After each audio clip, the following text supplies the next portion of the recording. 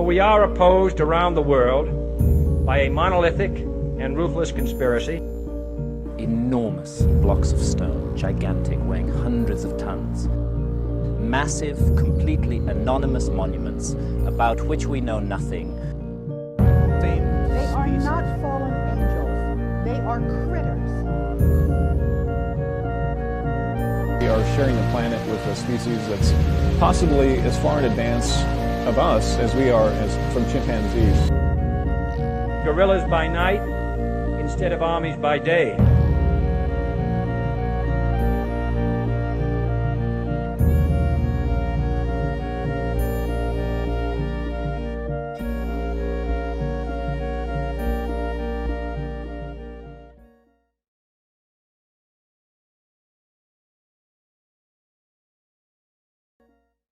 The cryptoterrestrial hypothesis basically sort of maintains that we are sharing the planet with a species that's possibly as far in advance of us as we are from chimpanzees in certain areas of development. Not necessarily everything. We obviously have some things that the alleged cryptoterrestrials, or CTs as I refer to them for brevity, don't have, like a global infrastructure.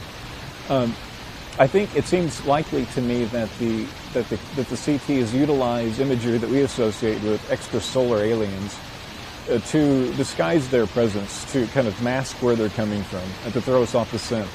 I think one thing that this secret civilization among us has going for it is a very prolonged, maintained, and very well-cultivated sense of stealth. I think that they thrive on secrecy. I think that's a big asset. I think they're flesh and blood. I think a lot of them could possibly pass for human. And I think that they share the planet with us, and I think they're nomadic. And it seems to me that they are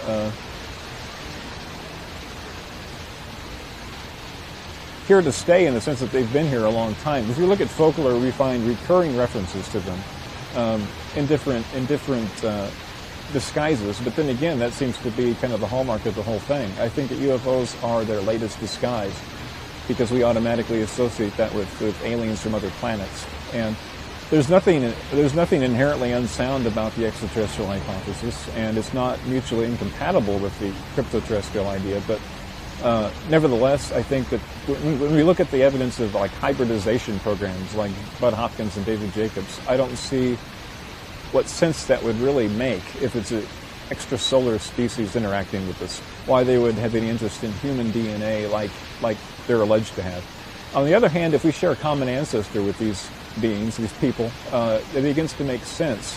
And when you look at certain cases that have reproductive overtones, it's very interesting to consider that we're dealing with a genetically impoverished species right here on Earth that is utilizing us for genetic stock, because it's very likely that if the cryptoterrestrials are indeed real and indeed sharing the planet with us, that they are marginalized and that they have a very compromised population. If that's so, then they might very well need to replenish their genetic stock from time to time, and to do so under the auspices of being aliens from another star system, another planet, would fall right into kind of what we expect. And it would be the perfect smokescreen, I think. I think it would be very effective, and I think it would fool a great many people. And if you look at popular culture, where we tend to be fascinated by accounts of aliens, to the point where the word aliens is synonymous with the extraterrestrial hypothesis. But I don't think the extraterrestrial idea is the final word. I think it's worth considering, but I also think that the idea that we're sharing the planet, as ludicrous as it may sound when you first consider it, has some good circumstantial evidence to back it up and to complement some of the ideas associated with it. So I wouldn't rule it out at all, and I think it's a real intriguing idea, and the more I look into it, the more credible I find it. It appeals to our ego to think that aliens really care about whether we blow ourselves up or not, that we're that important in the cosmic scheme. And I rather doubt we are. I don't want to sound pessimistic, but it makes more sense to me that we're dealing with an intelligence that shares the planet with us and shares a stake in it. Therefore, when we started detonating atomic bombs in the 1940s, shortly thereafter the first modern UFO sightings came about, that to me is very suggestive that we are sharing the planet with something that has a very big stake in what we do. It doesn't want to make formal contact for whatever reasons, and we can speculate endlessly on that one. But it does seem very highly suggestive to me that we're dealing with an intelligence that shares the planet with us and is concerned about its fate and knows that we have the technological ability to do it grave harm if we continue certain trends. And therefore, I don't think that it's the best interpretation to think that we're being watched by aliens from another star system because we're starting to advance towards outer space where we might inflict harm on visiting galactic civilizations. I think that's a little premature. I think that it's more likely that we're being kept on a leash, on a psychosocial leash by beings that are very, not too dissimilar from us in many respects, but in some other respects very, very alien. The Rendlesham case, if true, and by that I just mean if it was not a military operation to test combat readiness or whatever in the midst of a nuclear crisis or something, would seem to fall into the same basic pattern as the Washington National sightings, in that it seems like a very deliberate, orchestrated event. It doesn't sound like something landed in the woods and people happened across it. It seems like that was the entire point, was for people to see it. And psychologically, that would seem to be misdirection on behalf of someone, wanting to impress us, wanting to perpetuate this extraterrestrial mythos. And what better way to do that than land in the midst of a sensitive installation and get a lot of people really uptight and really nervous and show us what amounts to a special effects display.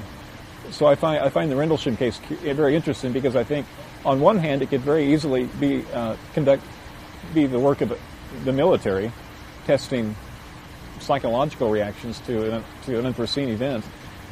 But on the same token, that's exactly the sort of behavior that I would expect of indigenous humanoids living in our midst. So it's an interesting question, and it casts light on what I like to think of as this disinformation campaign being waged against us by an intelligence.